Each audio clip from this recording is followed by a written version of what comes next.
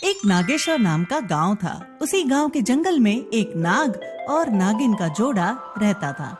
नागिन का नाम शिवानी था और नाग का नाम जय था। शिवानी और जय की एक बेटी भी थी जिसका नाम चांदनी था। चांदनी अभी छोटी सी थी, कुछ ही साल पहले उसका जन्म हुआ था। शिवानी और जय चांदनी को बहुत प्यार करते थे, उसे कभी अकेला नहीं छोड़ते थे। लेकिन एक दिन जय शिवानी से बोला, शिवानी, मुझे तुम लोगों से दूर जाना होगा। तुम चिंता मत करो, मैं जल्दी वापस आ जाऊंगा। हाँ हाँ, लेकिन जाना कहाँ है? बस यही पास वाली नदी पार करके मुझे दूसरे किनारे पर जाना है, क्योंकि वहीं नागमणि रखी है। वहां जाकर मैं देखना चाहता हूँ नागमणि सुरक्षित है या नहीं। जय एक नाव पर बैठा और उस किनारे तक जाने के लिए निकल पड़ा। जय ने जब नागमणि को सुरक्षित देखा तब वो वापस जंगल की ओर आने के लिए निकल पड़ा। लेकिन इस बार पानी का बहाव ऐसा आया कि पूरा नाव पलट गया। उस नाव में बैठे सभी पानी में डूबकर मर गए। जय भी उनमें से एक था। इधर शिवानी हर रोज जय के आने का इंतजार कर रही थी, लेकिन जब कई दिनों तक जय लौटकर वापस नहीं आया, तब शिवानी ने सोचा उसे अपनी शक्ति आजमानी चाहिए और पता करना चाहिए कि जय अभी तक कहाँ है। शिवानी ने अपनी आंखें बंद की और ध्यान में चली गई।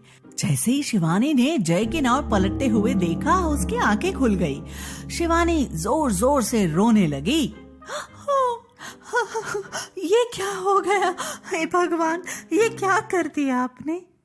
माँ को रोता देख चांदनी माँ के पास आई और बोली, क्या हुआ माँ, आप रो क्यों रही हो?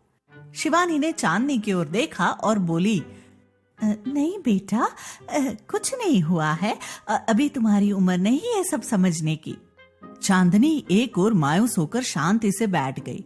चांदनी को मायूस देख शिवानी ने हिम्मत जुटाई। वो सोचे अब तो सिर्फ मैं ही हूँ इसके लिए इसे उदास नहीं रख सकती। शिवानी ने मन बना लिया कि अब वो अकेले ही अपनी बेटी की देखभाल करेगी और उसे बड़ा करेगी। शिवानी हर रोज जय को याद किया करती, लेकिन चांदनी को देखकर खुश हो जाया करती थी। शिवानी चांदनी को हर छोटी सी बड़ी मुश्किलों से बचाया करती थी। उसे कभी किसी भी चीज की कमी नहीं होने दिया करती थी। और जब भी चांदनी जय के बारे में कुछ भी पूछती तो वो उस बात को टाल दिया करती थी। धीरे धीरे चांदनी बड़ी हो गई। चांदनी अपनी माँ की सारी बातों को माना करती थी और जैसा जैसा वो कहती थी वैसा वैसा ही चांदनी किया करती थी। शिवानी चांदनी को सभी प्रकार के ज्ञान दिया करती थी। उसे हर रोज बताया करती थी कि किस प्रकार वो नागिन की सारी शक्तियां हासिल कर सकती थी। चांदनी अभी भी उतनी बड़ी नहीं हुई थी कि उसे सारी शक्तियां मिल गई हो। अभी भी उसे कई प्रकार के तप करने थे जिससे वो सारी शक्तियां पा सके। चांदनी ने सारी चीजें वैसे ही की जैसा शिवानी ने बताया। अब जाकर चांदनी ने वो सारी शक्तियां पा ली जो एक आम नागिनों के अंदर होती है।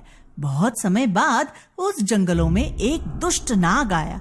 उसे नागलोक का राजा बनना था, इसलिए वो सभी नाग और नागिनों की शक्तियों को लेना चाहता था और खुद शक्तिशाली बनना चाहता था। वो नाग जानता था कि इस जंगल में बहुत सारे नाग और नागिन रहते हैं जो उसकी मदद करेंगे नागलोक का राजा बनने में। चांदनी जंगल में घूम रही थी। शिवानी अभी चांदनी के पास नहीं थी। चांदनी अकेली ही घूम रही थी। तभी नाग चांदनी के पास आया और अपने साथ खिंचकर एक गुफा में ले गया और उसे रस्सियों से बांध दिया। चांदनी कुछ समझ नहीं पाई ये क्या और क्यों हो रहा है उसके साथ। तुम कौन हो? तुम मुझे इस तरह कैद क्यों कर रहे हो? तुम ज्यादा फिक्र मत करो, अभी मैं तुम्हारे साथ और भी कई नाग और नागिन को यहीं लाकर रखने वाला हूँ। फिर तुम सबकी शक्तियाँ तुम लोगों से छीन लूंगा और खुद सबसे ज्यादा शक्तिशाली बन जाऊंगा जो पूरे नागलोक पर राज कर सकेगा। ये तुम क्या कह रहे हो? सबने तुम्हारा क्या बिगाड़ा है? मुझे कुछ नहीं सुनना। शांति से पड़ी रहो यहीं, मैं कुछ और नए नए नाग नागिन को लेकर आता हूँ। नए नाग नागिन को ढूंढने निकल पड़ा। इधर चांदनी बार बार अपनी माँ को पुकारती रही।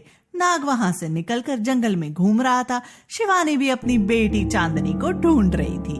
हाँ, हाँ, चांदनी, तुम कहाँ चली गई हो? कहाँ हो चांदनी? कुछ तो बोलो, कहाँ हो? शिवानी बहुत दुखी हो गई और रोने लगी। हाँ, कहाँ चली गई चांदनी? अब इस घने जंगल में मैं उसे कहाँ ढूंढूंगी? कुछ घंटे इसी तरह गुजर गए। फिर शिवानी वापस से जंगल में घूमने लगी और चांदनी को ढूंढने लगी। नाग भी उसी रास्ते से गुजर रहा था जिस रास्ते से शिवानी गुजर रही थी। जब नाग ने शिवानी को देखा, वो समझ गया ये भी नागिनी है। नाग ने शिवानी को भी पकड़ लिया और उसे भी गुफा में लेकर आया, जहाँ पहले से ही चांदनी रस्सियों से बंधी थी। छोड़ दो, कौन है? कौन है? किसने मुझे पकड़ लिया है? कौन हो तुम? हाँ?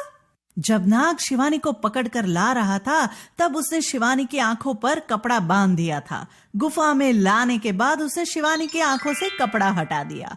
शिवानी अपनी आंखों के सामने चांदनी को देख बहुत खुश हुई। हाँ, हाँ, चांदनी, तुम यहाँ हो? मैंने तुम्हें कहाँ नहीं ढूंढा।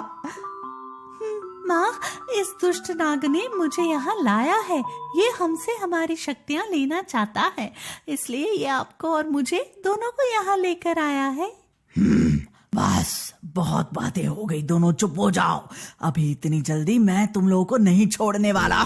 बस कुछ नाग और नागिन और पकड़ने हैं और उन्हें पकड़ लूं, फिर तुम सभी की शक्तियाँ लेकर मैं तुम सभी को छोड़ दूंगा। नाग ने शिवानी को भी चांदनी की तरह ही रस्सियों से बांध दिया। कृपया तुम मेरी बेटी को छोड़ दो और मुझे अपने पास रख लो। बस इसे छोड़ दो। तुम मेरी सारी शक्तियां ले लो, मुझे कोई दिक्कत नहीं। नहीं, ऐसा नहीं हो सकता। मुझे सभी नाग नागिनों की शक्ति चाहिए, इसलिए तुम भी यहीं रहोगी और तुम्हारी बेटी भी। बिल्कुल शांति से तुम दोनों यहीं रहो, मैं आता हूँ थोड़ी देर में। नाग गुफा से निकल गया। माँ, इसने आपको कैसे पकड़ लिया? आप तो पहले ही आभास हो जाते हैं, अगर कोई आसपास होता है तो। अरे, तुम्हें क्या लगता है इसने मुझे पकड़ लिया है? नहीं, इसे गलतफहमी है कि इसने मुझे पकड़ा है। मैं खुद इसके पकड़ में आई हूँ। हाँ, मगर क्यों माँ? आपने ऐसा क्यों किया? तुम तक पहुंचने के लिए, तुम्हारे साथ रहने के लिए मैंने तुम्हें हर जगह ढूंढ लिया था और तुम कहीं नहीं मिल रही थी, इसलिए मैंने अपनी शक्तियों का इस्तेमाल किया और पता लगाया कि तुम कहाँ हो। तब मुझे सारी बातें पता चली। मुझे पता था कि ये नाग अभी भी और नाग नागिन को ढूंढ रहा है और जंगल में ही घूम रहा है। तभी मैंने सोचा मैं भी इसके पकड़ में आ जाती हूँ ताकि तुम तक पहुँच पाओ और तुम्हारा साथ दे सकूं। माँ, लेकिन ऐसे तो हम दोनों ही खतरे में हैं। वो हम दोनों से हमारी शक्तियाँ छीन लेगा।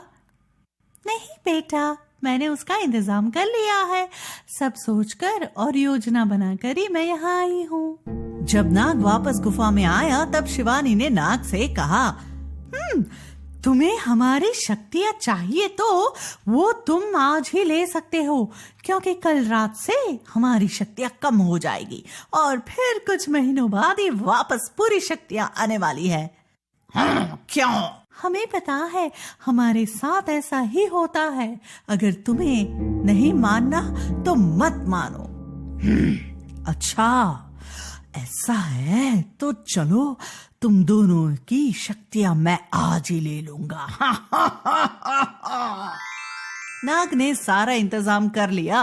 फिर उसने दोनों की रस्सियां खोल दी। रस्सी खुलते ही शिवानी ने अपनी आंखें बंद की और अपनी शक्तियों की मदद से एक चमत्कारी बोतल मंगवाया और उसे नाग के आगे कर दिया। अब तुम इसमें कैद हो जाओगे और यही रहो। बोतल नाग को अपनी ओर खींचने लगा। कुछ ही देर में नाग उस बोतल के अंदर चला गया। शिवानी ने तुरंत उसके ढक्कन को बंद कर दिया। ये क्या किया तुम लोगों ने मुझे, छोड़ो। यही तुम्हारी सही जगह है, तुम यही रहो। माँ, इसे ऐसे कैसे छोड़ सकते? हाँ, नहीं नहीं, रुको, अभी मैं इसका कुछ करती हूँ। शिवानी ने अपनी शक्तियों से उस बोतल को गायब कर दिया और ऐसी जगह पहुंचा दिया जहां से वो कभी वापस नहीं आ सकता था। अब चांदनी और शिवानी दोनों खुशी खुशी वापस जंगल में आ गए। तब चांदनी ने शिवानी से बोला, माँ, हमारे नियमों के अनुसार हमें नागमणि की रक्षा करनी होती है। मैंने पढ़ा है कि नागमणि यही नदी किनारे है। क्या मैं एक बार उसे देख कर आऊं? नहीं चांदनी, अब बिल्कुल नहीं। अब मैं तुम्हें वहां कभी नहीं जाने दूंगी। उस नदी ने तुम्हारे पिता की जान ले ली थी, अब मैं तुम्हें भी नहीं खो सकती। क्या माँ, आपने अभी क्या कहा? हाँ, अरे नहीं नहीं, कुछ भी नहीं, छोड़ो इन सब बातों को। नहीं माँ, आज आप मुझे बताइए, क्या सच है? बचपन से आज तक आपने मुझे यह नहीं बताया है। शिवानी ने चांदनी को सारी सच्चाई बता दी कि कैसे उसके पिता की मृत्यु हुई थी। माँ, इस वजह से हम अपना फर्ज तो नहीं भूल सकते। अच्छा, आप मुझे अकेला नहीं जाने दे सकती, तो क्या हम साथ नहीं चल सकते? शिवानी को भी चांदनी की बात सही लगी। इतने साल गुजर जाने के बाद आज शिवानी वहां जाने की हिम्मत ला पाई। अब चांदनी और शिवानी समय समय पर जाकर नागमणि को देखकर आया करती थी।